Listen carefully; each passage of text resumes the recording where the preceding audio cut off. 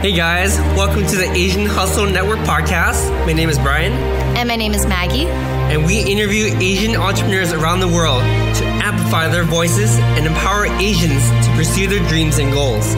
We believe that each person has a message and a unique story from their entrepreneurial journey that they can share with all of us. Hi everyone, welcome to the Asian Hustle Network podcast. Today we have a very special guest with us. His name is David Choi. David is the co-founder and CEO of Takko, a venture-backed creator-first video platform that helps creatives build businesses through the social economy. Takko is built for creators by creators. In his former years, David built a following as a singer, songwriter, producer, and one of the earliest creators on YouTube since 2006, and founder of independent record company CHOIS MUSIC INC.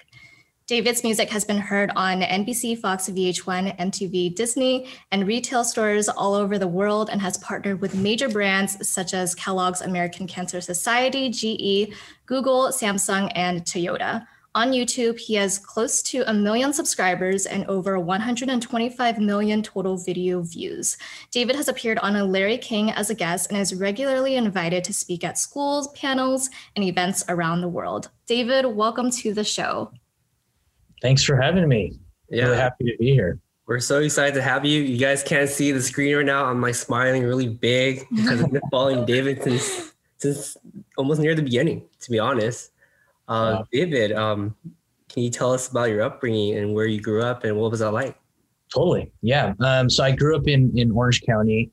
My parents immigrated here from Korea. My mom moved here when she was in high school. I grew up in actually Garden Grove, West Garden Grove to be more exact. I grew up with, there weren't a lot of Asians where I lived. I know Garden Grove, there's a Koreatown, but that's more on the east side. And so I grew up, kind of in the suburbs of Garden Grove. Parents worked on their business. They had a music store since I was 5. We'd go to after school programs, like YMCA, Boys and Girls Club, because my parents were working all the time. And so I would walk over there and then get picked up. I was just a normal kid, doing normal things, getting into trouble sometimes. Yeah. I like that. You mentioned that your parents own a music store. Like, has that played an influence on you pursuing a music career? Yeah, for sure. I was actually forced to play music because my dad's side of the family, they're all musical. My mom's side's more on the artsier side. But in our household, my mom's, I would say she was kind of like the leader of the family, made taken care of. I think, growing up in a household where, they run a music store, I had access to essentially every instrument that you can think of. But as a kid, I didn't really appreciate it. In fact, I didn't like music that much because I was just surrounded by it. And obviously that changed later on in my life. So. Oh, wow. Amazing. And so since both of your parents are, either musicians or creators and artists, did they have any expectations of like what kind of career path you should go in?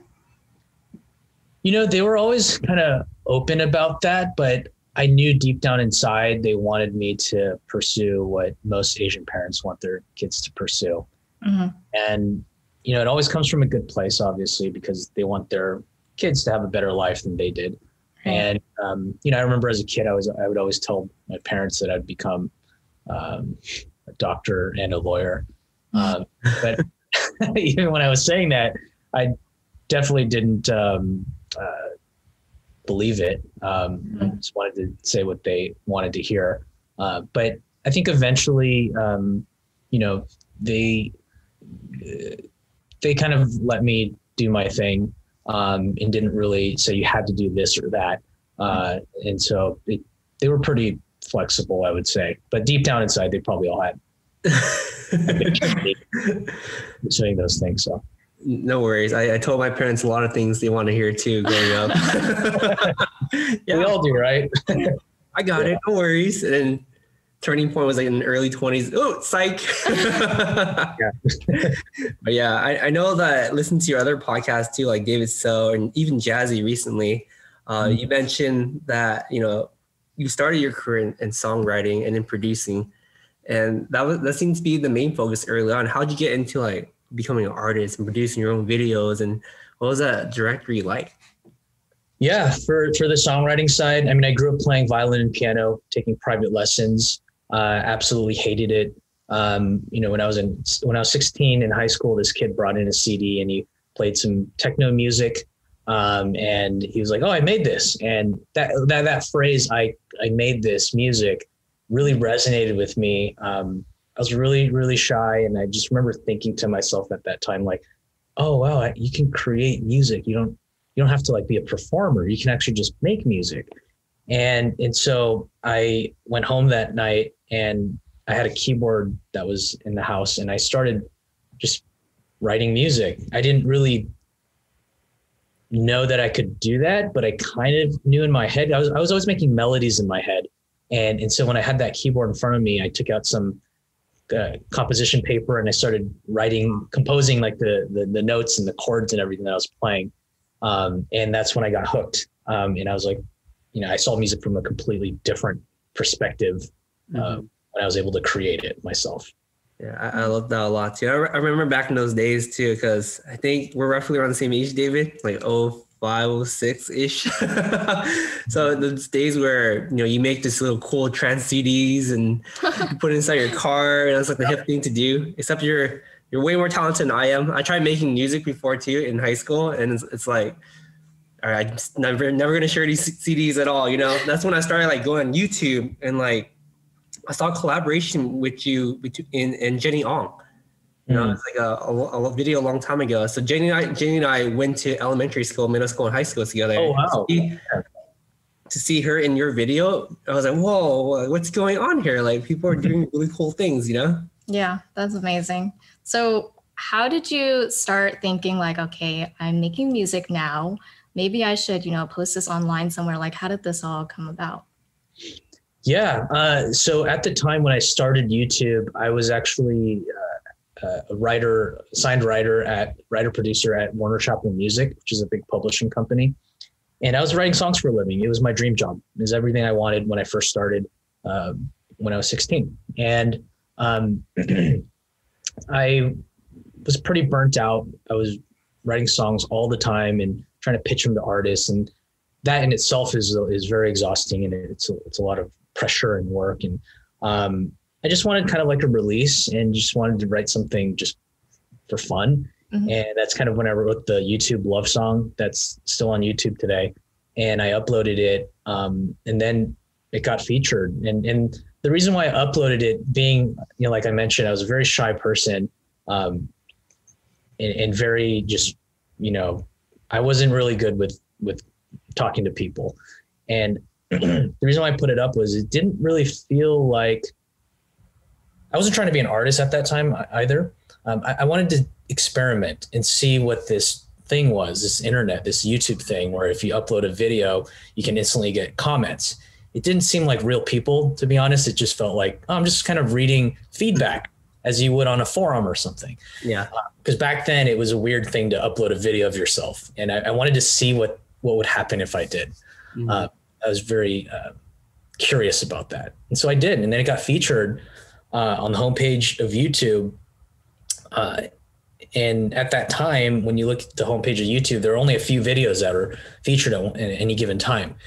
And so I went on YouTube and I saw my face there and I was like, oh my gosh, I was like getting all sweaty and just like, nervous. Like, what do I do? Like, what do I do here? And that's kind of what started everything, actually. And that's when I went on this crazy journey of YouTube and social media. Wow, that's awesome. Yeah. I mean, so just for a point of reference too, was this like 1 or 2 years out of high school? Like, what was the point of reference like? Yeah. So I graduated high school in 2004. Mm-hmm. And you know, I was going to community college and transferring over to USC. And that's when I got signed around 19, when I was like 19 years old. 19 to 20 is when I started well, I started YouTube in 2006. So 2 years out of high school. So yeah, I was around, 19, 20. That's awesome. I mean, can we talk quickly about the collaborations you had throughout your music career? I know you collaborate with so many different people. What are some memorable collaborations? Man, I mean, my friends, I've collaborated as a musician and also just as just making cameos as, David Choi, the YouTuber. Wong Fu's been a big part of my journey. They worked on a lot of music videos for me. Kina Granis is a really dear friend of mine. I got to collaborate with more recently, in the recent years, Ryan Higa and just a bunch of YouTube friends, Justin Chan. I guess the most recent collaboration that it's not really a collaboration, but I had a song that I wrote with Kina Granis that was featured in a movie called Finding Ohana that's out right now. And Jude, the director, I've known her since the beginning of when I first started YouTube. And, it's just crazy kind of like how that all kind of came full circle. And Ryan Higa is also in that movie as well. So it's kind of cool to see that sort of things play out that way. Yeah. That's amazing. Yeah. And you're definitely, a pioneer for a lot of Asian American artists on YouTube. How have you seen the kind of like Asian representation change over the years in terms of like media on YouTube, artists, creators? Yeah, I think it's super. I find random Asian American YouTubers and artists nowadays, and I'm like, I've never heard of these people, and they're so talented. And I find it really cool to see that, because when I started, there was nobody. There was no Asian musician on the internet, for that matter. I actually remember looking for them, and I couldn't find it. And it was kind of sad, but also I was like, oh, maybe there's a space for us. It was always back then, there was always an uncertainty. Even in terms of being Asian American, right? I think my generation, we have a little bit of a different perspective and an experience of being Asian American versus the Gen Z Asian Americans now that are out there. I think a lot more people are very confident about their Asian American identity. I think that's amazing. Because I remember growing up at a certain point, even being ashamed of being Asian, actually. And it took time for me to really feel comfortable in my own skin. So I'm very encouraged by where we are as a community. Mm-hmm. Yeah, I'm gonna speak from a perspective of an old man. Now that I look at our generation and the new generation, I'm like, they have it easy. Exactly. I remember just posting on Instagram back in the day. I'm like, should I post the Asian side of myself? Is it going to be seen too weirdly? And nowadays I go on TikTok or something, I see like people posting like Asian food, anime. Yeah. I'm like, man, you guys haven't eaten. I'm just kidding. We always say that, including the generation before us too. Remember, they always say, "Oh, you guys have it easy," and now we're like, they have it easy. Exactly. I mean, every generation, I think, kind of makes it a little bit easier for the next generation. Right. And I even know some people who are a little bit older than me who've been in entertainment for a while, and the things that they had to go through to make our jobs easier. I have a lot of respect for them, and I think we have a long way to go, but I think we're heading in the right direction, and that's for sure. Mm-hmm. Yeah, definitely agree. You also mentioned, when you were first starting out on YouTube, you were very shy, right? And like, I can relate to that really well, because I feel like I'm very shy. And I think it also has to deal with just like being Asian, like, Asians have this kind of stereotype that we're docile and we're quiet. And so how did you kind of grow out of that mindset of being shy? Like, do you still get shy when you're performing, or did you grow out of it? Yeah. What's actually very surprising is a lot of the artists that I've met, even some big artists as well. They're actually a lot of the times on the introverted side. Yeah. Just when they perform or they talk publicly, it appears as if they're not. It's just more of like they've polished themselves basically to be able to speak in front of people. I would say to overcome shyness, at least for me, what I did was I had to convince myself in kind of like, it's gonna sound funny, but I had to tell myself there's more reasons to not be shy and to become more extroverted than to just remain shy. And so I had to like do this work on myself, just like saying, no, there's so many good reasons. Like, look at all these extroverted people out there. They have so many friends and like, they're able to speak confidently and they just always seem to be having a great time. And in my mind, I was like, my introverted side would fight against it, saying, no, just be introverted, just be shy. You don't have to learn how to do all that stuff. Like, you know, and then, and so, because of the industry I was in me having to perform, you know, that was something that also kind of helped me ease into the more, I guess, extroverted side of my personality. I think YouTube helped a lot because I got to ease my way into developing that part of myself. You know, I always strive to be a balanced human being, and understanding different perspectives and, you know, seeing the pros of different perspectives basically. And so, for me, I think performing helped a lot, with that. It made me a lot more confident, in myself as well. Wow. That's so powerful to hear because, you know, from our perspective, we're like, every time we see you perform, every time we see you talk, we're like, this guy's so confident. He has it all together. And I was just remember thinking about that in like 2007, 2008 too, because I was going through my own personal transformation where I was just looking at other Asian people and seeing how they talk, seeing how they carry themselves because I wasn't sure how to carry myself. And I've seen your interviews, I've seen the way you talk and to see that you're just human like all of us, like you have to go through your own struggles to figure out how to present yourself. It's so powerful to hear, you know, especially for us and the newer generations too, because now that we have more TikTok stars on our podcast as well, we realize that, you know, they have two different personas. They're so confident and funny and acting on TikTok. And when you talk to them on the podcast, it's like, it takes a while to warm them up to get them comfortable, you know? And that to me, it's like, wow, I didn't know that, you know, like I thought you guys were born with that skill, you know? Yeah. So it's worked on over time. So I appreciate you sharing that. Yeah, absolutely. We're all human and we all have, you know, this whole journey of life is really about growing and getting better, in all aspects of our lives. So. Right, absolutely definitely agree. And so we'd love to know about like your writing process. You know, we know that you draw a lot of inspiration from like certain life events for your songs. What do you normally do while you're writing, in the process of writing, and what does that look like? Do you like drink a beer? Do you like take a walk?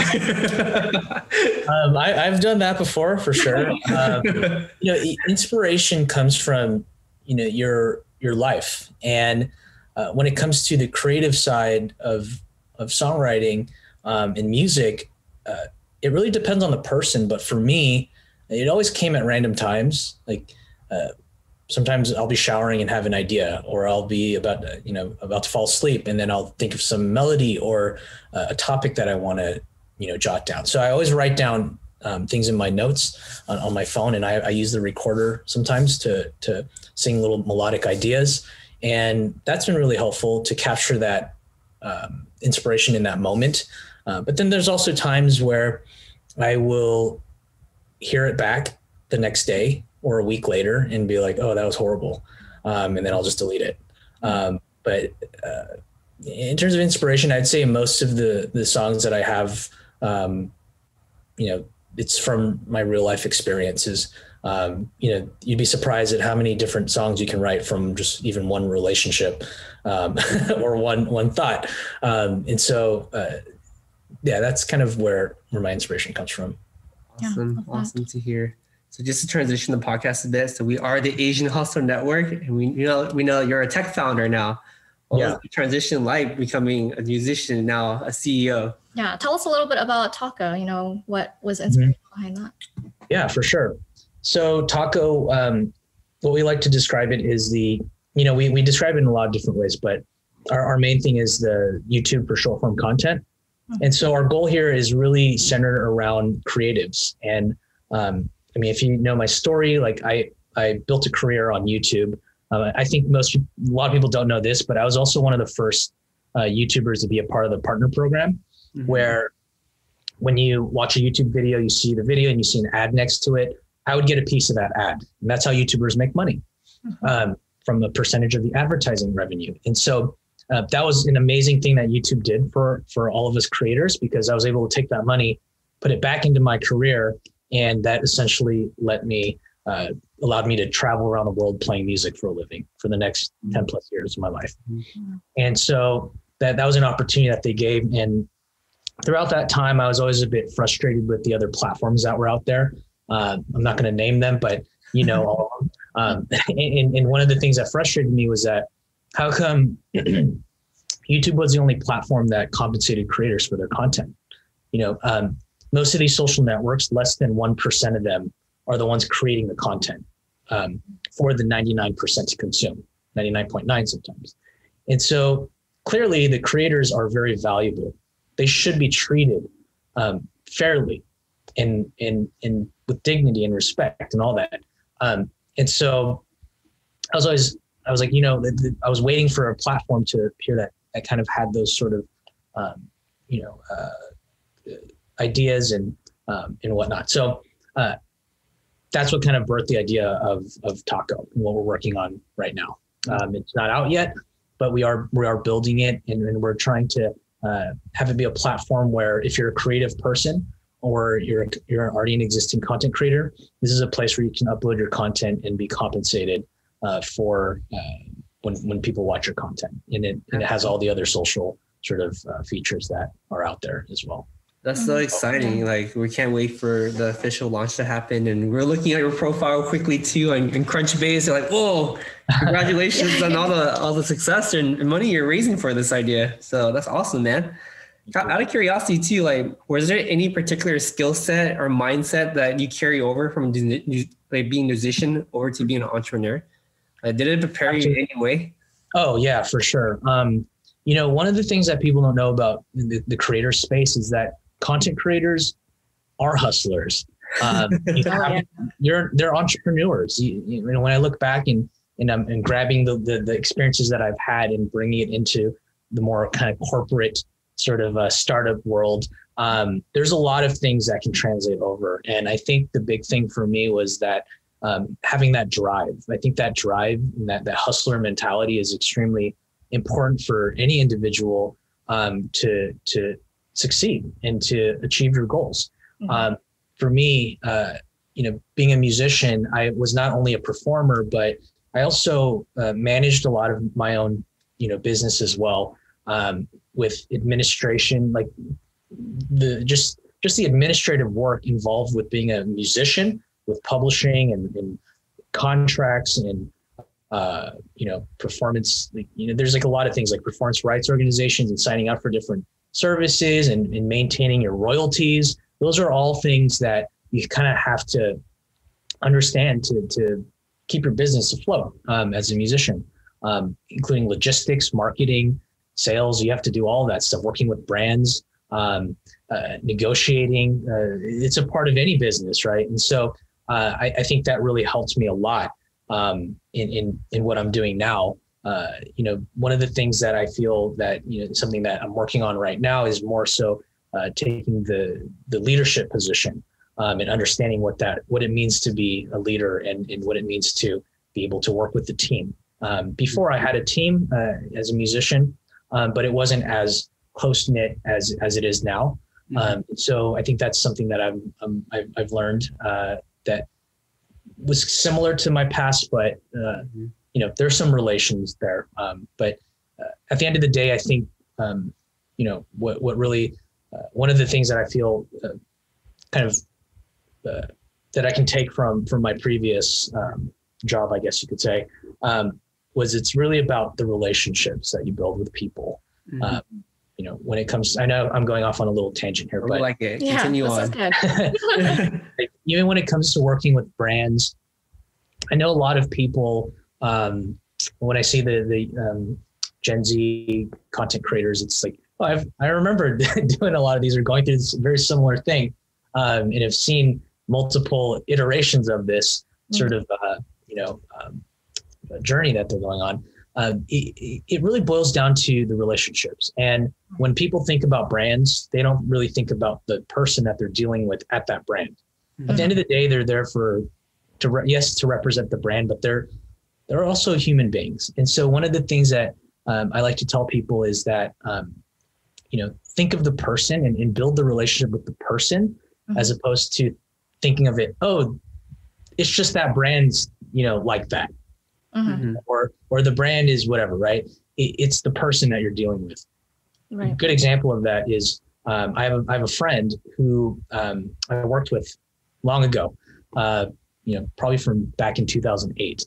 And this person moved on from working at the agency and now is working at a big corporation, a big brand. And still to this day, we're friends and we still work together. And it's really about that. It's not about the company. So I know I'm repeating myself a lot, but that's something that I really hope people can really hold close to themselves, because that's what really served me well. That's a really awesome tip and advice too. And this is just my own personal curiosity, but how would you describe the entrepreneurial process? Just like completely honest. Yeah. And being a first-time tech founder, what were some of the challenges also and struggles of being a first-time tech founder? Yeah. Yeah, absolutely. I think I had to deal with a lot of imposter syndrome. I actually have an executive coach that I work with as well, and it's been extremely helpful. Her name's Susan, and one of the things I had to deal with was within myself was, am I good enough to be able to do this? First-time tech founder. Clearly, when you're first time, there are a lot of things you don't know. But what she empowered me to believe, and I found to be true, just looking back on the journey so far, is that I do know how things should be run. I do know what works and what doesn't. And I think that comes down to other, like when I think about other folks as well who are in the same space, or just being an entrepreneur, I think a lot of people deal with self-confidence issues. And I think if you're smart enough, if you can almost like grab the confidence that you don't have, and if it was like an object and you can just pull it out and you throw it out there, and then you operate from that mindset, then I feel that's much more healthier. And in fact, it's actually how we should be as entrepreneurs. We should be thinking that way. We should be confident in our decisions. The reason why we aren't confident is because we feel like we're going to make a mistake. And here's the hard truth, is that whether you're confident or not, whether you're experienced or not, you will always still make a mistake. The most important thing is, along this journey, trying to minimize the number of mistakes. You're never going to make zero mistakes, but the more important thing is, how do you get through that, right? How do you find a solution quickly and move past it? Yeah. Right. Instead of dwelling on it.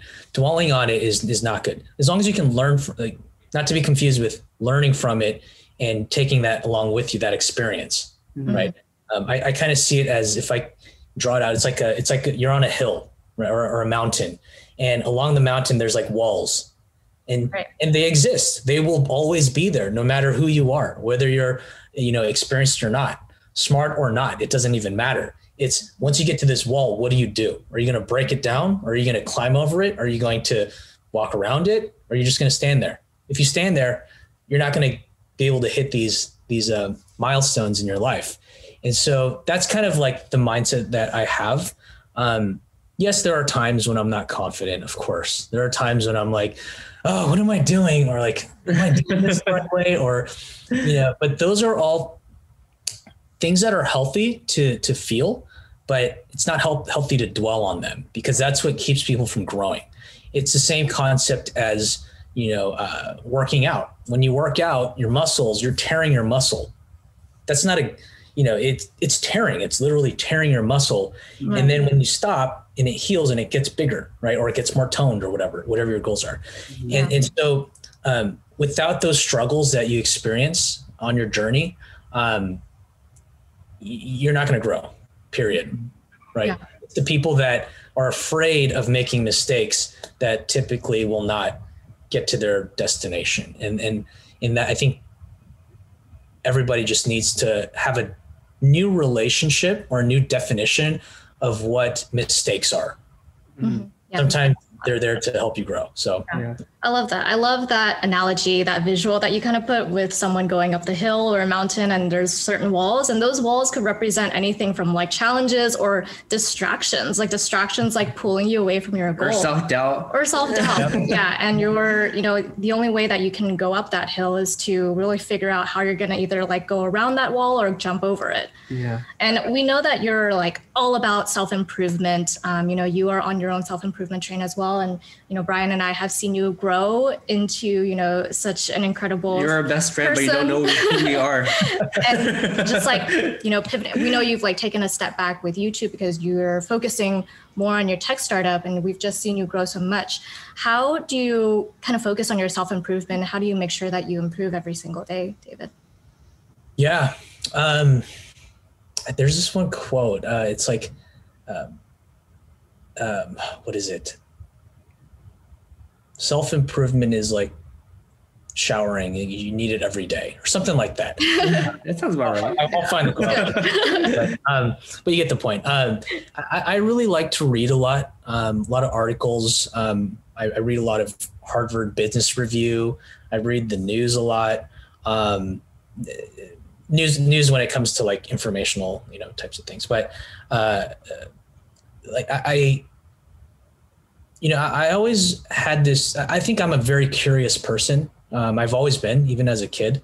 And I think I still have that. It's a huge part of me. And I just want to know. I just want to have a better understanding of the world around me and also myself. Actually, that's the most important thing. I think self-awareness is one of the most important things that people can work on, because you can't ever change the world around you. Or your surroundings or your environment. Sometimes it requires you to change your way of thinking. For example, if you have to deal with like maybe difficult people will always be there in your life, but it's more so about like, how am I going to deal with that? How am I going to interpret it? Or, I think that's a part of self-improvement.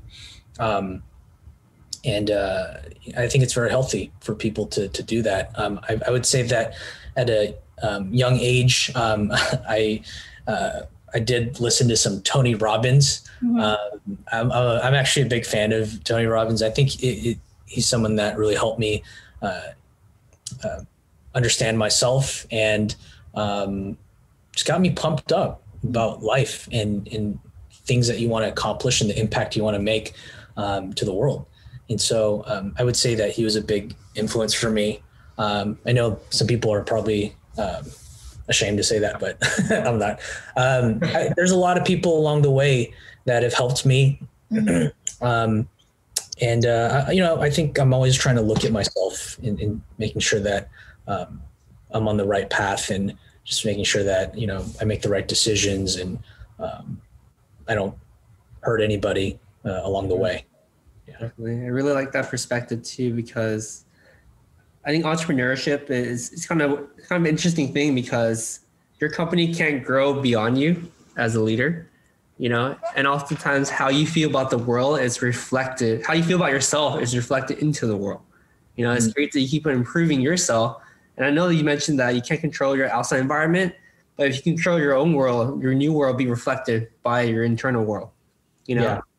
And also, like, entrepreneurship I would say is not for everyone, because it does make you look deep into who you are as a person. Yeah. While you're doing this, sometimes you're just looking at yourself in the mirror like, I could have a much easier life. What I choose is pain. But yeah, kind of curious too, like, what are your goals for 2021? Like, what's the one big thing that you hope to accomplish this year? I want to get this app out. I want to get the app out in the hands of people. we've been working really hard on this, and I just have this vision, this goal of really being able to allow and to enable people to be able to build a business as a content creator, like I've been able to. When I first got into that partner program on YouTube, I remember that first month I looked at my dashboard, my analytics, and I saw like a little bit of money in there. Mm-hmm. And I was like, whoa, this is cool. Like I almost felt like I was stealing in a way, because I was just making YouTube videos. I was already making videos for over a year, maybe a year and a half. And I was like, oh, this is cool. Like maybe if I make some more videos, I'll make a little more money next month. Mm-hmm. Sure enough, I did. And then when I saw a little more in there, I was like, wait, maybe I can do this for a living. And that's what kind of triggered this thing in my mind. Wow, I love music. Can I do this and not have to go get a job somewhere? Mm-hmm. And it really like sparked that in my mind. And, throughout the past, however many years, over 10 years now, I feel like a lot of these platforms could have done something more for the creator community. Yeah. And they didn't. And we all know why, right? It's driven by purely profit. Right. Sure, profits are great. It's important. It's important for a company to grow. Mm-hmm. But I also at the same time do believe that there's a balance where you can also take care of people and help them do what they love to do for a living. Mm-hmm. That's the big thing that we want to do at our company. And we have a long way to go. It's going to be a long journey, but the heart is there. The intent is there. We want to make sure that we're a place where people can do just that. Mm-hmm. And so we're working night and day, just trying to make sure that we can hit that goal. It's challenging. It's tough. There's a lot of difficulties involved. But our eye is set on making sure that we can pay out as much as we possibly can to the creator community and help them, create or for as a side hustle. Yeah. I love that mission statement, because now that Maggie and I are doing Asian Hustle Network full time, we're like, mm-hmm. How do we keep this thing going? How do we make money? Yeah. And I really like that mission behind your company. Really appreciate that. I just love how you're putting creators first. And you're definitely right. Like creators do not get enough attention and they don't get the credit that they deserve. And it's a full-time job. Like it takes so much hard work.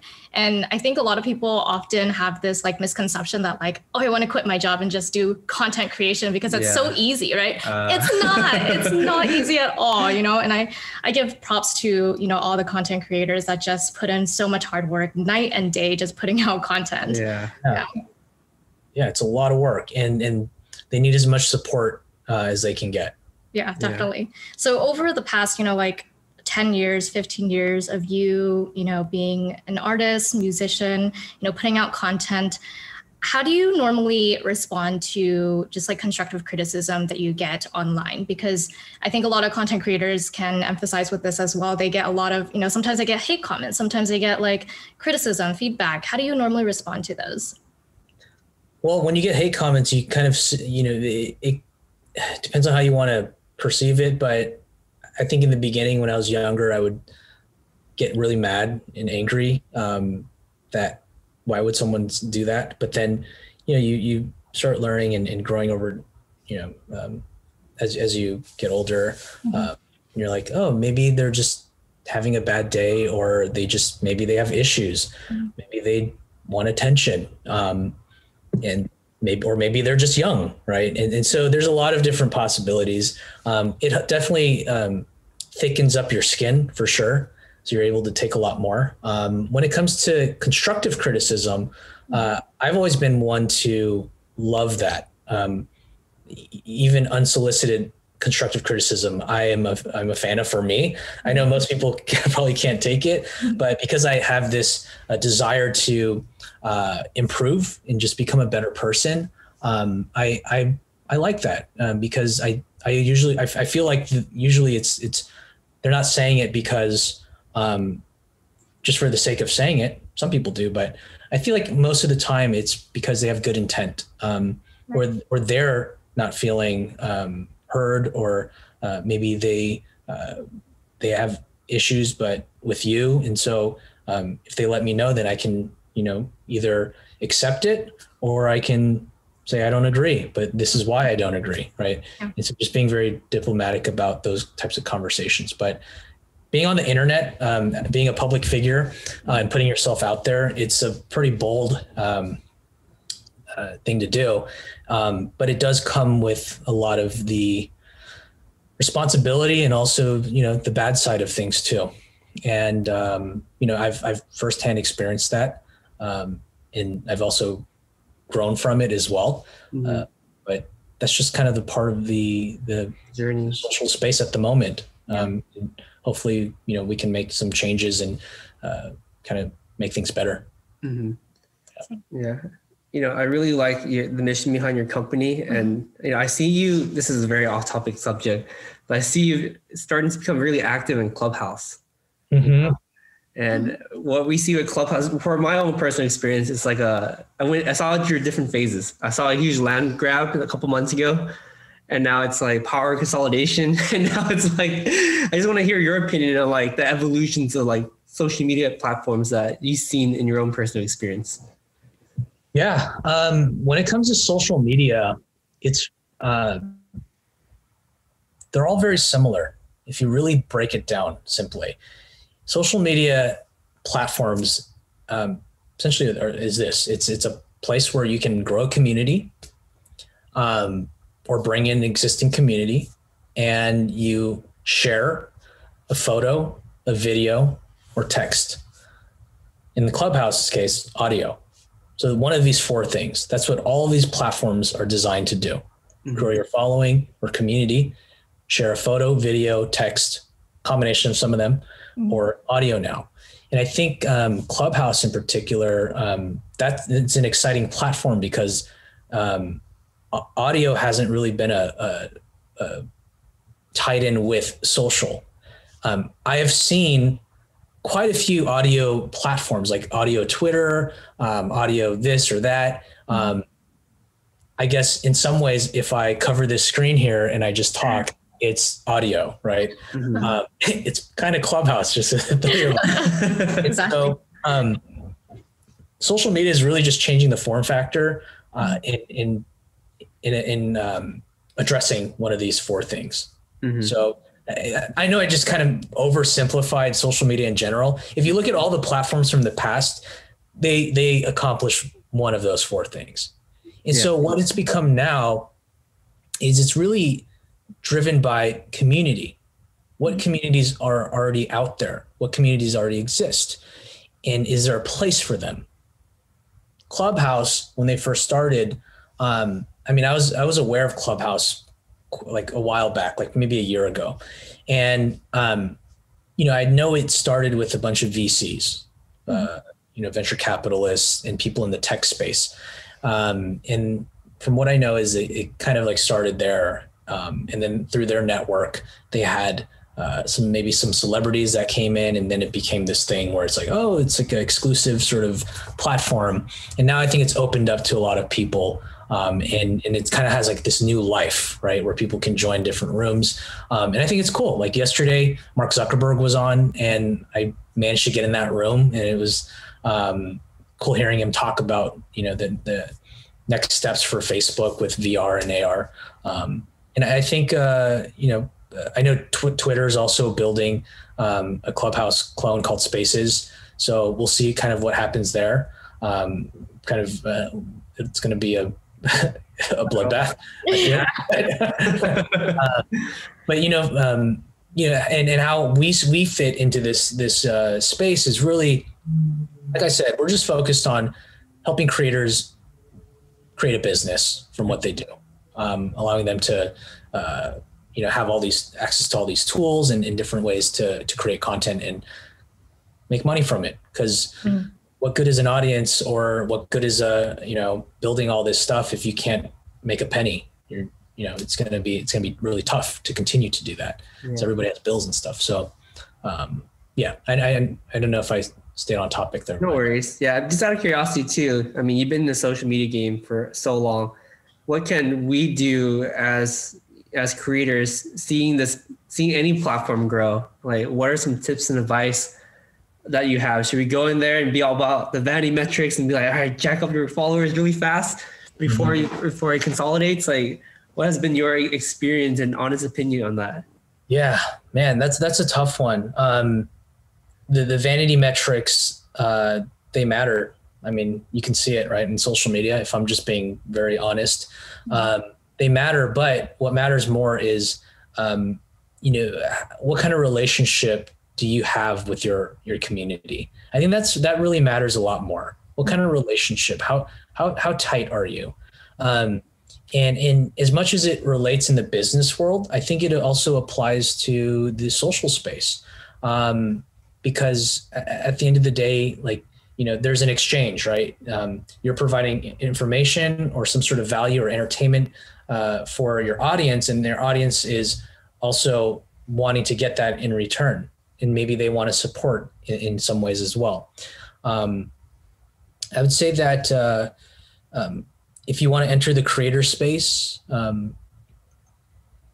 this would probably be a whole nother podcast, but I would say that, I would say that it really would require you to know what you're passionate about. If you don't know what you're passionate about, what are you good at? Like, what do you have domain expertise in? Are you a musician? Are you a musician that is a EDM musician that creates music? Or are you someone who listens to music? You're, music connoisseur. I don't know if that's the right word, connoisseur of music. Or maybe you have a business degree and you can educate people on, the business world or how to start something. I think you have to kind of figure out what you want to do. And if you don't know, that's okay. It just means you have to just try a bunch of things. And in doing that, you're expanding your knowledge and your experiences. And you can take that and figure out exactly what to do next. As much as, as long as you are really passionate about pursuing this space. Yeah. That is a huge knowledge bomb right there. Yeah, I definitely agree. I think that, everything that you just said, David, regarding community, passion, like, in building a community, people can actually tell whether or not you're passionate about your mission and your vision statement. It's pretty obvious to see. And if they know that you're not passionate about it, it's hard for them to follow you, in your footsteps. And so I think with all these like new apps, especially with Clubhouse, like you guys were talking about, I think a lot of these new apps are trying to hone in on like who our actual selves are, like who we are in the present moment, because when you're talking on Clubhouse, it's capturing who you are in that present moment. You can't really like butcher out of that, I hate to say this word a lot because I hear it a lot, especially on Clubhouse. It's like, be authentic, be yourself. I'm just like, I just don't like hearing those words, but like, it's true. Like you can't fake that stuff. Like people can see through that and it creates distrust. Once you have distrust in your community, everything collapses pretty fast. Yeah, I agree. Yeah, authenticity, those words, especially in entertainment, in social media, those are all words that have kind of been, used a lot, and it's true. It's true. I agree with everything you guys said. And, the thing that Clubhouse doesn't really have is the ability to read someone's face. So, more complicated, like, it's like just the voice. Is your voice authentic sounding, or the thing? And also at the same time, like, there's different platforms for different types of people. I feel like Clubhouse for me, whenever I go on, I go on as a listener. If I was to be put on the spot to just continuously talk, that would be quite difficult for me. But I would run out of things to say pretty quickly. No, I don't think that's the case. I feel like you have so much knowledge to give. So David, we have one last question for you, and that is, what one advice could you give to someone who is trying to get into music or content creation? Or entrepreneurship. Yes. One piece of advice? That's a tough one. There's a TED Talk out there about success. What does it take to become successful? What's the number one trait? And what that episode talked about, this woman, she said, it's grit. Grit is the number one factor in success. Mm-hmm. And the picture I painted of the hill with the walls along the way, that's really what grit is. It's being able to find a way to break through those walls or climb over it or whatever method you have, to get to your next destination. And it's okay if you want to stop there. It's okay. It's everyone, it's your life, right? Like it depends on how big your aspirations are. Some people have high aspirations, some people have low aspirations, and that's okay. But in order to reach the level of success that a lot of people talk about, you have to have that grit. Sorry about the dogs. No worries. You have to have that grit. Like, if I wouldn't have gotten to this point, there's a lot that I didn't really talk about in terms of the struggles of where I got to where I am, even as a tech founder now. I went through a lot in between YouTube and this, and I could have easily quit. There were a lot of moments where I should have quit, actually, but I didn't. And because I didn't, we're in this position now, right? Yet another hill, yet another mountain to climb. But like you said, it's not the path for everyone. But for those who have those high aspirations and really wants to make like a huge, difference, those are the, mountains you have to climb. Mm-hmm. Love it. Love Very good advice. And we cannot wait to hear more about Takko. And how can our listeners find out more about you and Takko online? He's already famous. Yes. We need somewhere to go. We need to direct the viewers somehow. For Takko, it's just takkoapp.com or takko.app. That's our domain where you can sign up and just be updated on the latest news and whatnot. For me, I have an Instagram, David Choi Music. YouTube, David Choi Music, Twitter, David Choi Music. If you just type David Choi on Google, it probably will pop up. Awesome. Yeah. Right. It was amazing hearing your story today, David. Thank you so much for being on the show. Thank you, David. Appreciate you, man. Yeah, thank you for having me. Really appreciate it. And good luck with Asian Hustle Network. I love seeing you guys grow as well. So. Hey guys, we hope you enjoyed this episode. Please subscribe to the show. We would like to get to the top 10 on iTunes, so be sure to leave us a 5-star review. We release an episode every single Wednesday, so stay tuned. Thank you guys so much.